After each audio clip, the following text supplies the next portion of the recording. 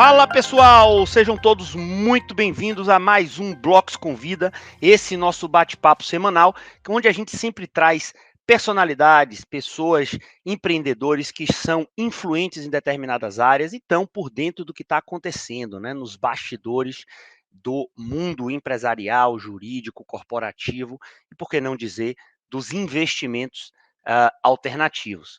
Hoje a nossa pauta está muito quente, nós vamos seguir falando aqui sobre ativos judiciais, investimentos em ativos judiciais. Já trabalhamos e tivemos a oportunidade de ofertar para vocês uma oportunidade de investir juntamente com uma empresa especializada no segmento de precatórios federais, mas hoje nosso tema continuará nos precatórios, mas a gente vai aprofundar um pouco mais no que tange aos precatórios estaduais. Sim, para quem não sabe ou para quem cria um factoide em torno desse tema, o precatório é todo direito de crédito, é todo crédito que você detém contra um ente público, podendo ser na esfera federal, por óbvio, estadual ou municipal. E hoje, para falar sobre esse assunto, nós vamos receber o Gabriel Peregrino,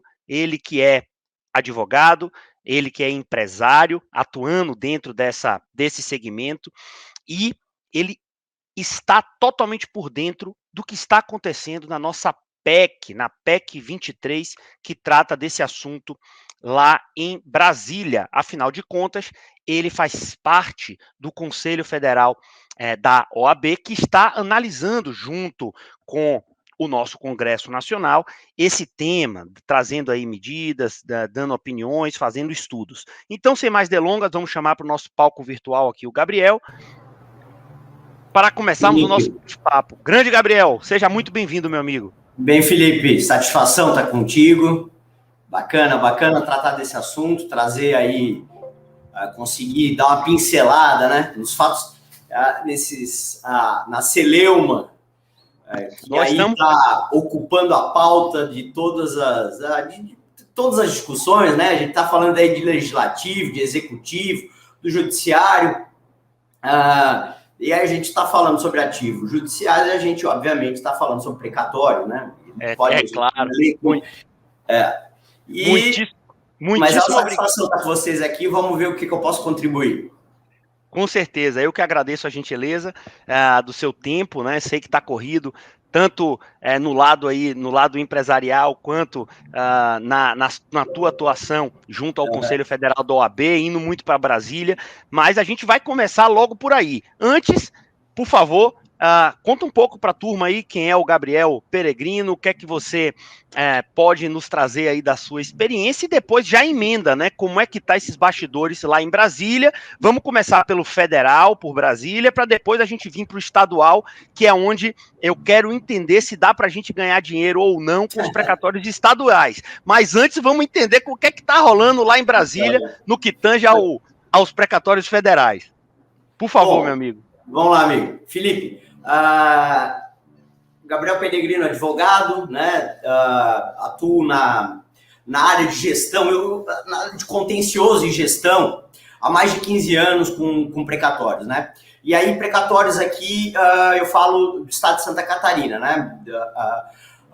Fui presidente da comissão de precatórios aqui do estado durante 8 anos, e aí, como credor, como investidor, como advogado, enfim, advogado de credores, eu acabei me envolvendo assim e dedicando 100% do meu tempo a essa pauta, né? Então, assim, há muitos anos eu acompanho precatório, pontualmente aqui em Santa Catarina, mas pela primeira vez assim, acompanhava no âmbito federal questões pontuais no que tange aos precatórios estaduais, porque a gente nunca teve problema nunca houve discussão sobre quanto a pagamento de precatório federal, né? A União, bem pelo contrário, né, Felipe? A União, ela antecipava, ela via de regra, ela antecipava o pagamento precatório que era orçado de um ano para o outro, ela antecipava, o data limite era novembro, se não me engano, antecipava para março, abril, para não ter que pagar não ter que pagar correção monetária e o juros de mora, né? Então, pela primeira vez aí a gente está discutindo precatório federal, está discutindo calote, se usa a palavra calote para precatório federal, o que na verdade não é bem, né? O que a União está querendo fazer? Vamos resumir aqui para quem entende e que está nos ouvindo aí, entende precatório, o que a União basicamente quer fazer? Ela quer aproveitar a ideia que se desenvolveu dos regimes especiais que abarcaram estados e municípios que estavam em débito, em dívida, tá? E que em 2009 tiveram a possibilidade de parcelar os precatórios, tá? Então elas teriam que fazer, estado e município que estivesse em débito, que estivesse com default, né, de pagamento, poderia optar pelo parcelamento, tá? E então aí veio a emenda 94, que parcelou, houve discussão no Supremo, a OAB, na época eu também participei dessa discussão, a OAB foi importante na redução desse prazo, que no primeiro momento era de 15, depois passou para 10, depois passou para 5. Resumidamente, o que aconteceu, né, é que na baila, ou seja, aproveitando a carona do regime especial criado à época, a União pretende agora, ela justifica que a corte, para não estourar o teto, ela pretende reduzir ali, porque houve realmente um upgrade de quase que 100% do volume de pagamento de 2022, passou de 50 para 90, né? E 90 bi. Então ela justifica que esses 40 pode furar teto, enfim, aí a discussão se precatório se encaixa, a discussão resumidamente, se ele se encaixa em receita e em gastos da União, se já não tinha que estar provisionado. Então essa discussão que a gente está, que na verdade eu estou participando, a convite do Eduardo Gouveia, presidente nacional da Comissão Especial de Precatórios do Conselho Federal da OAB, né? Estamos eu e ele indo toda semana, rigorosamente, a Brasília, e a gente conseguiu, a OAB conseguiu um canal de comunicação muito bom com os deputados envolvidos, relator à época da CI, e também com a equipe do ministro Paulo Guedes, a equipe técnica e econômica do ministro Paulo Guedes, a gente tem conversado. Né? Esse problema... Oi, pode falar. Essa é até uma dúvida que muitos investidores acabam nos perguntando. Esta questão do estouro, ou do furo do teto, ou desse montante absurdo, ele não estaria muito mais ligado ao que a gente pode chamar dos super precatórios, né, que são aqueles que estão ligados demais até precatórios que a União deve aos estados ou algumas empresas públicas. É aí que está o cerne da questão, não é isso? É que, na verdade, é o seguinte, o que deveria, via de regra, isso já tinha que estar provisionado. Porque a PGFN, isso antes de virar um precatório, era um direito creditório. Então, eles têm que provisionar, dependendo da situação e da chance de inscrever um precatório do Fundeb, por exemplo, para 2023, tinha que estar provisionado isso. Então, não teria rompido o teto, vamos supor. Né? Então, o que acontece? Realmente, precisamente, envolve esses no tocante, envolve mesmo a esses super precatórios, Fundeb, tá? Vem aí o precatório, os super precatórios do IAA, enfim. Mas a tendência, e o que a União, ela tá enxergando, tá vislumbrando? Ela está vislumbrando outros direitos creditórios que virarão super precatórios, e eles querem criar uma regra, um regime especial, tá? Para pagar esses precatórios que fugir da régua, né? Eles querem estipular uma régua, um teto, né? De 15% da receita corrente líquida da União. Eles pagam até 400 mil, 425, 450, pagaria à vista, o que exceder, parcela. Basicamente isso, tá? O que a gente vem conversando é para não parcelar isso daí. tá? O que a OAB ela está intervindo e está apresentando opções, inclusive faz link com o que a gente está conversando sobre a questão de investimento, porque ela está dando opção para o credor de precatório, por exemplo. Vou dar o Lira falou, e, enfim, o Rodrigo Pacheco também comentou, que quando eles fizeram aquela coletiva junto com o ministro Paulo Guedes, que tinha umas alternativas, né? Que esses 40 milhões eles iriam enquadrar umas alternativas. São as alternativas que o Eduardo apresentou comigo há 15 dias atrás, e são alternativas de encontro de contas, compensação com dívida ativa, emissão de título, por exemplo, tesouro direto, antes de expedir precatório. É uma série de alternativas de construção que está sendo feita, né, para evitar o parcelamento. O que acontece? Vou te explicar qual é o problema, que eles não enxergaram isso quando eles detonaram o assunto no mercado. É que, assim, quando você provisiona pagamento, quando você estipula um parcelamento de dívida, você carrega um parcelamento, você tem que, e fala em prazo, vamos supor, eles falaram em 10 anos, você tem que ter um percentual adequado para cada orçamento. Então, vamos supor, ou seja, vamos supor que essa PEC durasse até 2030. O percentual da receita corrente líquida ele tinha que ser variável, porque no ano que vem, o estoque de precatórios da União vai ser maior, né? Então, ele teria que ter um ajuste e esse percentual não poderia ser fixo. Ele não poderia estar fixado. Na PEC, no projeto, está fixado a 2,5, tá? Então, assim, o que acontece? Cria-se uma bola de neve e o excedente acaba não sendo provisionado por esse percentual variável, tá? Isso foi uma coisa um ponto que nós chamamos a atenção da equipe técnica do Paulo Guedes, que eles chegam e dizem, tá, mas aí quando que termina o pagamento? Né? Se, por exemplo, se fala em parcelamento em 10 anos, tem que terminar, e é o que versa a emenda que eles estão utilizando como escopo, né? Que é a emenda constitucional, que é a 109, é a 94, mas é a 109 com as alterações. O que prevê? O parcelamento desses 10 anos agora, por exemplo, tá? Que a 109 alterou, nós já vamos falar dos estados e municípios. A 109 do ano passado. Ela alterou. Só que o que acontece? O percentual de repasse de estados e municípios que aderirem a 109 para o parcelamento de 10 anos, ele tem que ser proporcional para zerar o estoque em 2029. Ou seja, estados e municípios têm que estar com o estoque zerado em 2029 para poder voltar para o regime geral. Tá entendendo? Então, eu vou dar um exemplo. Santa Catarina. Inclusive, hoje eu recebi decisão hoje do presidente do tribunal, não acatando o percentual apresentado no plano de pagamento do Estado.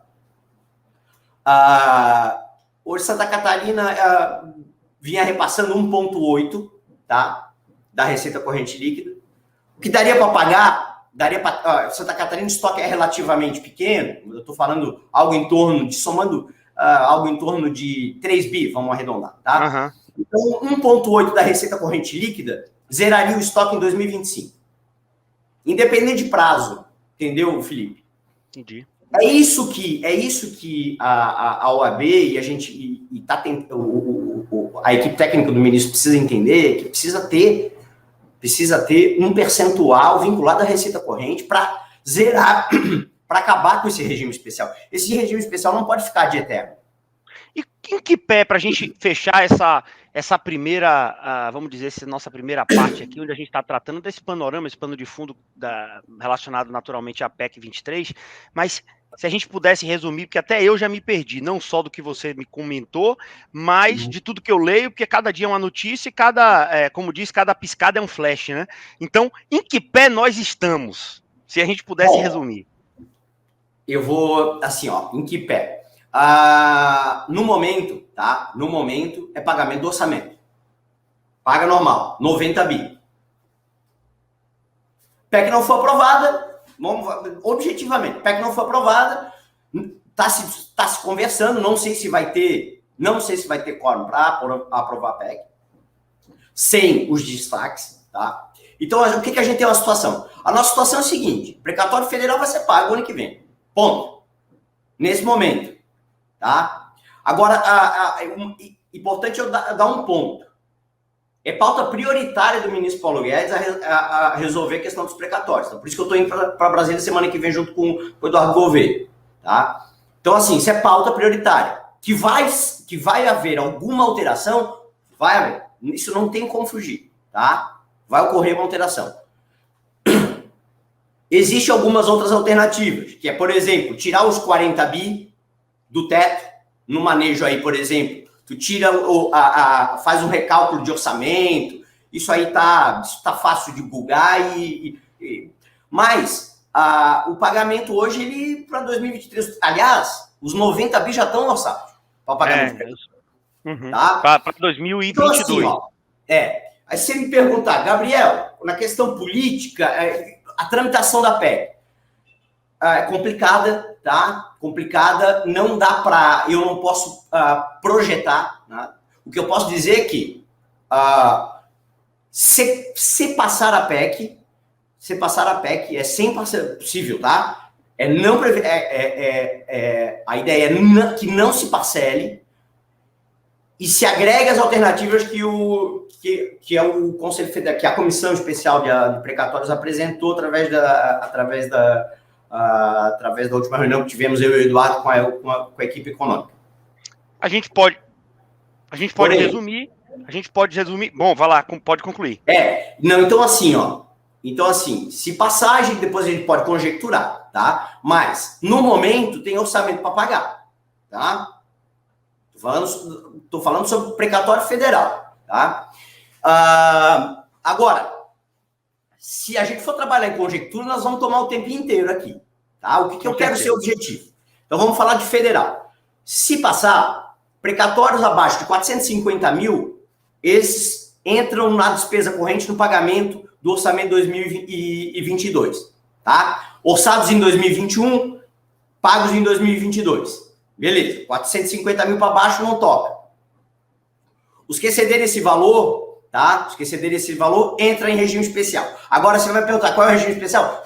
Não sei te adiantar. Possivelmente um parcelamento, tá? Possivelmente um parcelamento que exceder esse valor, tá? Então, assim, não vai atingir o credor, tá? O credor do ativo que tem ali um precatório para receber. Pode atingir, possivelmente, empresas que tenham precatórios maiores, né? Porque aí, questão de revisão tributária, enfim.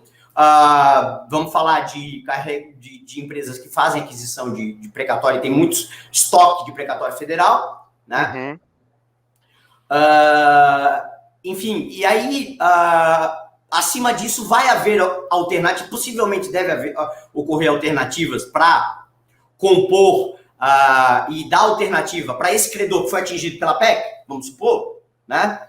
Esse que não recebeu ou que vai receber parcelado, ele tem a opção de fazer um encontro de contas com a União, tá? Fazer emitir aí um título até para servir, a gente a gente apresentou essa proposta, até para servir como garantia de empréstimo bancário, né? Vamos supor, a empresa tem 10 milhões para receber, né? Aí ela entrou lá no parcelamento, beleza, mas ela tem um título de 10 milhões. Então, por que ela não pode apresentar para um banco de fomento ou para um banco público esses 10 milhões para pegar? É um título para pegar de empréstimo. Faz todo sentido, quer dizer, você está tomando um recurso subsidiado, onde o teu credor é o próprio governo, direto ou indiretamente. Exatamente, a União. Ele não vai aceitar a própria garantia dele mesmo, né? Mas bate na porta de um banco público aqui no estado se você consegue. Num banco de fomento, Badesca, Guisa da Catarina, vê se eles aceitam. A gente pode aqui resumir, né, esse assunto, eu acho que sem grandes conclusões e conjecturas, mas é o tema lá da PEC 23 é que, primeiro, a coisa não vai ser tão fluida e fácil como num primeiro momento o Paulo Guedes, né, colocou na mesa, ou seja, vai todo mundo aceitar e vai ser assim, vai passar. Pô, você tem a OAB, você tem todos os deputados, oposição e várias manifestações que estão acontecendo nesse sentido, então a coisa não é tão não será tão fácil dessa forma, e, ao que tudo indica, a gente está caminhando aí para uma solução de meio termo. Ou emergencial, que seria Ou tirar emergencial. os 40 milhões do teto, e aí depois se discute como é que vai se pagar os 40, entendeu, Felipe? Perfeito. Basicamente isso. Essa talvez a mais Eu plausível. Agora, acho que por conta do tempo, eles realmente precisam definir essa pauta. Tá mexendo com o mercado, né? Mercado financeiro, inclusive, né? Com certeza, mexe com bolsa, mexe com o mercado como um todo. Né? E a vida já não está fácil em condições normais de temperatura e pressão. Imagine com uma incerteza dessa, né? Eu acho que é incerteza de todos os lados. Porém, para a gente entrar aqui na pauta realmente onde se você entende tudo desse assunto e está por dentro, vamos entrar na pauta onde realmente é o seu dia a dia, né? Aí como diretor da Crédito SC, Crédito Santa Catarina,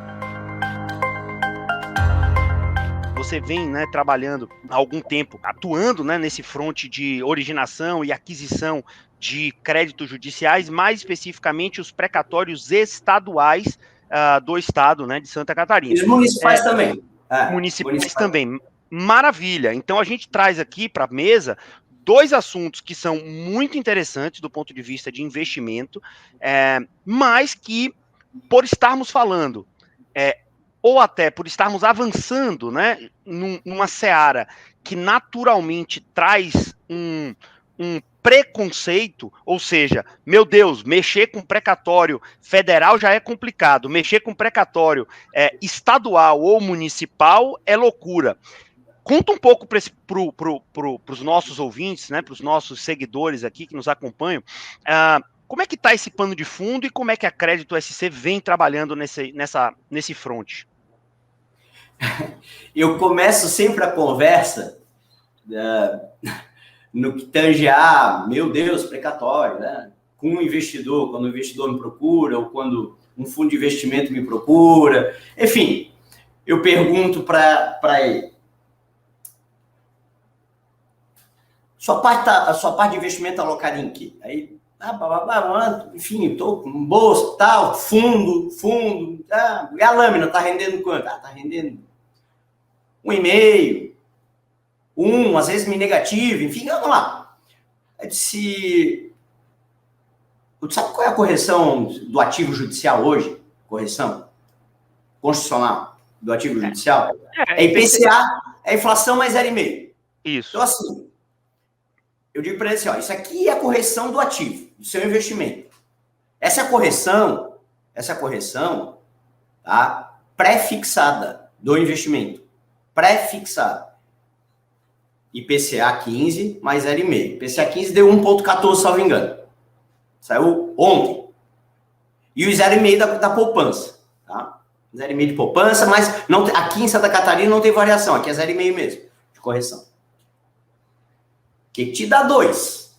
Cara, sem mexer. Não, eu não estou falando só para. Você ainda não está falando do deságio. Você está falando o quê? O ativo.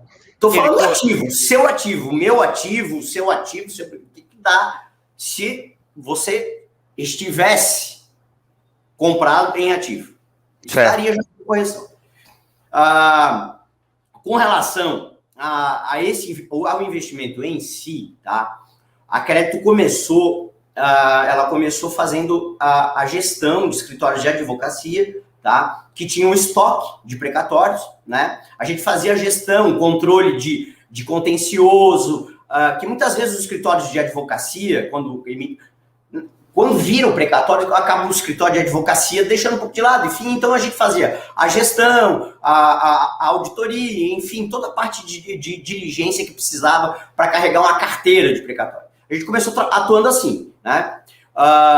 E pontualmente a gente não originava, a gente só fazia pontualmente auditoria contratada, a nossa empresa era contratada para fazer auditoria para fundos de investimento, numa eventual aquisição, né, de precatório, né, de cessão de crédito, que a gente chama, né? E aí, a partir dali, a coisa começou, investidores começaram a procurar, tá, eu comecei, de fato, eu, pessoa física, comecei a fazer alguns investimentos, aproveitar a oportunidade de quem não consegue segurar o precatório, enfim, aguentar 10 anos com precatório para receber, enfim, aí é uma oportunidade que você vai lá, negocia. Aí a negociação ela é direta com o credor, né? Você vai lá, negocia com o credor, paga à vista, e aí sim, estipula-se uma taxa de desconto, né? Um deságio ali, que a gente chama, né? E aí sim, o mercado aqueceu, e aí depois. Mas eu tô falando isso ali 10 anos atrás. Hoje. Vocês começaram. Hoje já está mais comum, né? Principalmente com a mudança. Hoje não assusta tanto, porque a gente tem players, grandes players mesmo, que eu estou falando aí, de fundos de investimento enorme, atuando diretamente até no varejo, comprando no varejo, que a gente chama de precatórios pequenos, de pequenos valores, atuando no varejo, adquirindo isso, fazendo lastro para fundo, enfim.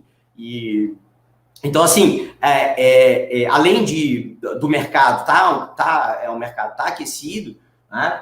Os fundos e os grandes investidores estarem interessados no ativo judicial, existem também os investidores, pessoa física, que esses um pouco mais qualificados, que a gente chama assim, pode chamar assim, que entende um pouco de precatório e que me procura eventualmente para fazer uma análise de uma aquisição, entendeu?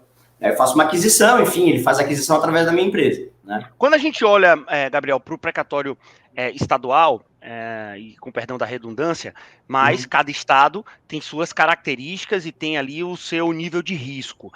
Um rating. Um rating, um nível de risco, uma sequência, né, de pagamento que está atrelado ao seu TJ. Conta um pouco, claro, da tua experiência com Santa Catarina, né, pelo que você já nos colocou e já contou aqui, são vários e vários anos atuando nesse front. Como é que se dá o quesito investimento precatório estadual em Santa Catarina? Como é que está aí a questão de pagamento, o mercado em si, muitas oportunidades, como é que você está vendo isso? E claro... Vou te responder com uma pergunta. O que você acha que eu opero originando só Santa Catarina? O Warren Buffett tem uma resposta legal para isso aí, viu? Eu vou responder parafraseando. O risco está naquilo que você não conhece. Ou seja, é difícil, né? Você precificar quando você não conhece. Quando você tem um domínio do trâmite, da justiça, nesse caso, de como que se dá ali os meandros, o risco ele deixa de ser tão considerável. Por isso que aí lhe devolvo contra a provocação, né? Por isso que a nossa filosofia aqui na Blox, os nossos investidores ao invés de eu querer fazer, eu me junto com quem faz. Eu prefiro estar em conjunto, né, em sociedade, com quem sabe fazer e sabe lidar, do que o contrário. Mas eu não tenho assim a menor dúvida. Mas conta um pouco para a gente, se você puder dar um cheiro de rentabilidade, de como é que dá. Você normalmente compra esses precatórios com que prazo para recebimento, ou você compra ele com prazo longo, mas já possível de se habilitar para um acordo? Como é essa mescla? Bom, ambos. A gente o ideal é balancear, fazer a balança, ou seja, né, carrego e liquidação. Mas eu vou te explicar o que é importante, né? Cada estado trabalha com uma taxa de desconto, deságio, uma precificação do ativo em si, por conta desse rating. Ou seja, como é que não tem um rating que existe, por exemplo, que é regulamentado, enfim. Não, mas é um rating de histórico de default, né? Ponto. Santa Catarina nunca atrasou o pagamento.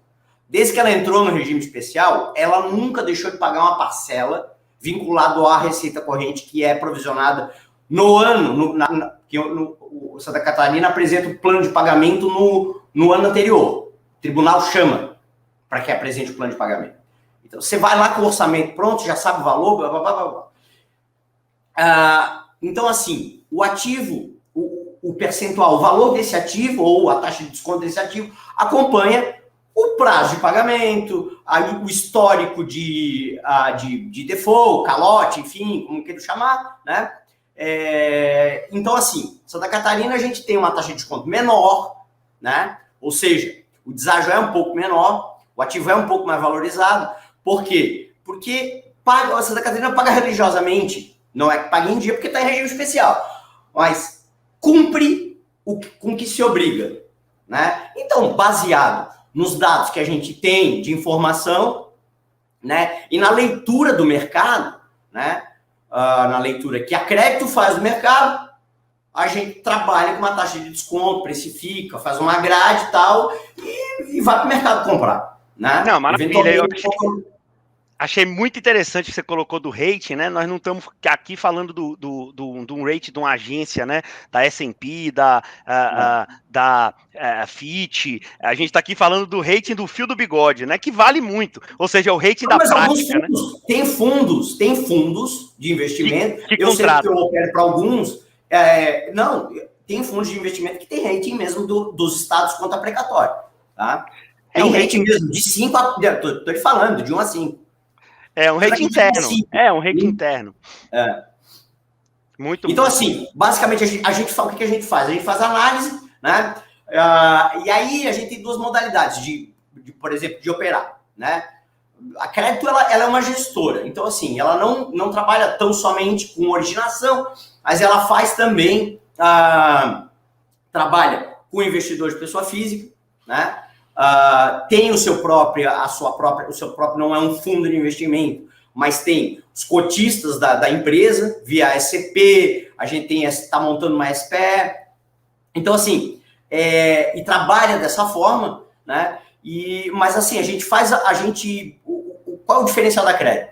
É que a gente pega o briefing, ou seja, a necessidade do investidor, vê o que ele quer, qual é o percentual que ele entende e tal, e dentro desse valor aí que eu vou no mercado pensar, tá? Então eu não saio atirando do outro lado, eu vou no mercado e pinço, vou lá no mercado e pinço a operação, isso aí, eu componho uma operação, né, para o investidor. Então assim, eu não gosto de falar de deságio, porque isso varia muito, entendeu? Eu, por exemplo, recebi agora recentemente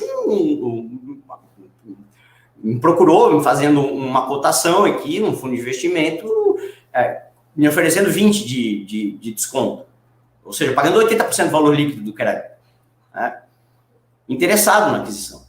Não, então, maravilha. Então, essa lógica é bem interessante, né? Ou seja, a lógica de trás para frente, dizer, poxa, olha, o meu investidor, quanto que ele está disposto, né, a correr de risco, vamos chamar assim no sentido lato, né, quanto ele está disposto a correr de risco, e isso é que vai ditar como você vai para o mercado pensar aquelas oportunidades. E isso, claro, uma mescla entre o capital próprio... No efeito inverso, como havia comentado com você anteriormente, uma das reuniões que nós tivemos, no efeito inverso, quando eu precifico, quando eu determino uma rentabilidade. Então, vamos supor, tem uma rentabilidade lá de 30 anos, eu vou ter que buscar o precatório para entregar 30 anos. E 30% de taxa de retorno ano, dentro de uma lógica aí que levaria quanto tempo? 36 meses, 24 meses, ou mais? Olha, Felipe, assim, é difícil porque assim, a gente não tem ali mas dá para trabalhar ali com no máximo 18 meses, entregar. Eu já entreguei, tá? Eu já entreguei 50% em 6 meses. Esse tipo de negócio ele é muito legal, porque assim, o que eu digo as surpresas e os upsides, a gente tem que ser conservador, porque os upsides e as surpresas tendem a ser positivas. Então, você tem mais upside do que downside. Você trabalha... É a surpresa, exatamente. Você trabalha... Trabalho com uma taxa conservadora pro upside eventualmente, de entregar em 6 meses 50%, que eu já entreguei. Entendeu? Isso acontece que você, por exemplo, precifica, vai trabalhar com determinado deságio, adquire o crédito, na expectativa de receber em 18, 24, 36 meses, e por um acaso surge uma oportunidade de você receber antes. E isso faz com que sua TIA exploda, claro, porque seu prazo vai ser muito mais reduzido, né? Então, assim, o que acontece? Então, assim, Santa Catarina... do porquê que eu não fui. Eu já tive convite para fazer, abrir empresa em Paraná, enfim. Mas o que acontece? se você quer ser bom no negócio que você faz, né? E Santa Catarina tem mercado para isso, e é um mercado que eu entendo, me sinto à vontade trabalhando aqui. Primeiro, assim, ó, não dá para a gente ficar falando somente da operação em si, se não fosse, por exemplo, um tribunal absolutamente competente e eficaz no trânsito do precatório, né? No trato do precatório. Pra você ter uma noção, o precatório, o processo de precatório, depois que ele vira precatório, ele vira um processo administrativo sob o guarda-chuva do presidente do tribunal, ou seja, do Tribunal de Justiça. A administração, não só do processo, do custo do processo, bem como os pagamentos, a cobrança do Estado é do presidente do Tribunal de Justiça. Tá? Do órgão máximo do nosso Poder Judiciário aqui do Estado. Então, foi o primeiro Estado. Hoje os processos precatórios são todos digitalizados aqui. É o primeiro Estado a digitalizar. Há 5 anos atrás, todos os precatórios estavam digitalizados. Né? Então, assim, facilita a due diligência, a auditoria do precatório, né? Facilita, porque você tem acesso ali em tela, não tem que ficar pedindo, como é que se chama? Pedindo vista do processo para desarquivar um processo de origem. Está tudo digitalizado. Né? A competência do tribunal, a diligência, né? A coragem do tribunal, por exemplo, aí eu vou dar isso aqui é um furo, tá? Um furo. Então peraí, gente, aqui eu não sou o José Simão da Band News, né, que bota lá buemba. Eu vou dar um furo. Mas deu um furo mesmo. Santa Catarina foi o primeiro estado, Tribunal de Justiça, tá? Foi o primeiro estado a pedir um plano de pagamento e parcelamento como prevê a 109. A PEC 109, tá? E aí, deixa eu só abrir aqui. Aqui. A 109 de 2021. E aí, o presidente do tribunal decidiu agora, recentemente, diminuir a receita corrente líquida. O Estado peticionou pedindo. O tribunal não. Fixou, disse não. Receita corrente líquida a média dos últimos 3, 4 anos. Fixou em 1,5, não tem conversa. O Estado pode discutir? Pode. Pode levar os prêmios? Pode. Mas aqui não tem conversa, entendeu? Então, assim, isso é um furo, porque, o presidente do tribunal chegar e dizer assim para o governador do Estado, não, parcelamento não. Eles têm o direito, vão ter o direito de discutir? Vamos, claro. Né? Agora, o tribunal, sabe, ele tem uma linha de conduta no trato de precatório. Isso que me dá tranquilidade de quando for falar sobre precatório, eu posso falar sobre precatório no Brasil inteiro, mas quando eu falo sobre Santa Catarina, me dá essa tranquilidade de falar que se realmente... alguns já disseram para mim, você está na Disney como é que funciona o negócio? A Disney dos precatórios estaduais. Interessante. Não, mas você sabe que a gente fala... melhor que isso só se pagasse à vista, né? Porque... Mas, okay.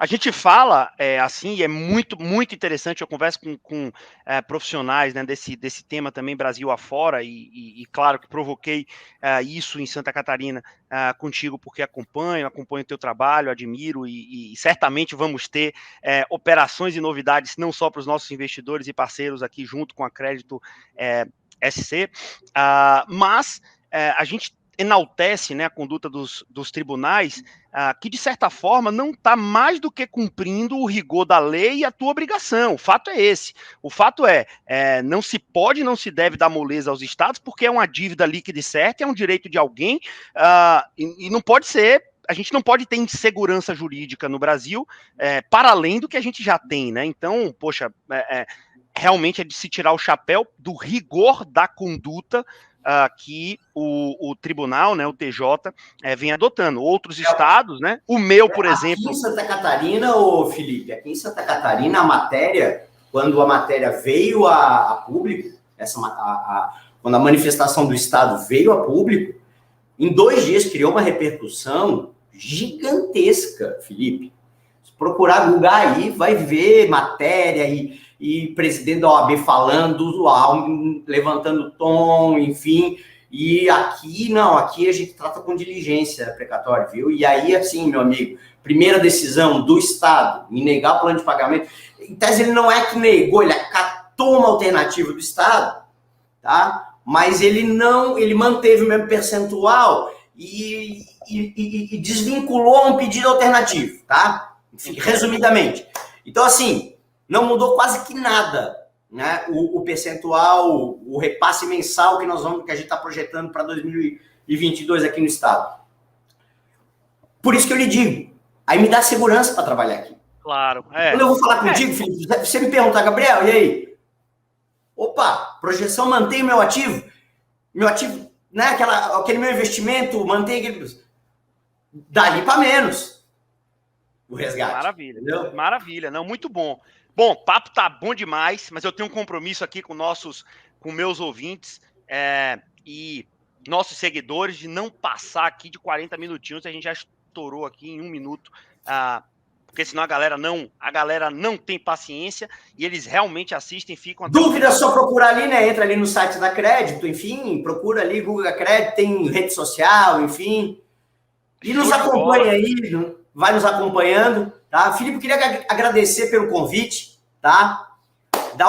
Acho a sua plataforma sensacional, plataforma que vai ajudar a fazer a disruptura geral no mercado, tá? Meu amigo, eu que agradeço demais aí o seu tempo, né? Os ensinamentos, os furos e os insights, e certamente nós temos um caminho aí a ser traçado, que a gente começou como plataforma, apesar de eu, na pessoa física, no meu asset allocation, né, nos multifamily offices por onde passei, sempre olhei distressed, sempre olhei créditos, em geral, precatórios estaduais, municipais e federais, como uma parte do asset allocation. A nossa ideia é, sim, acelerar nesse tema aqui na Blocks. Começamos ali com o filé mignon, no sentido de o mais feijão com arroz. Agora a gente começa a botar um pouco mais de pimenta na história e certamente os precatórios estaduais de Santa Catarina com rentabilidade boa vai vir. Eu só vou fazer um parênteses. Filé mignon é bom, mas vou te dizer, vou te falar uma coisa. Uma fraldinha bem feita, meu caro, faz o mesmo... Tem um sabor um pouquinho diferente do mignon. Porque o filé mignon precisa de molho. Aqui eu vou entregar uma carnezinha boa. Eu adorei, vindo de um sulista que certamente entende de carne boa, não tem o que se discutir. Meu amigo, muitíssimo obrigado, até a próxima. Pessoal, aguardo vocês aqui nos comentários, compartilhando esse nosso papo. Gabriel, grande abraço, até a próxima. Tchau, tchau, amigo. Um abraço, tchau, tchau.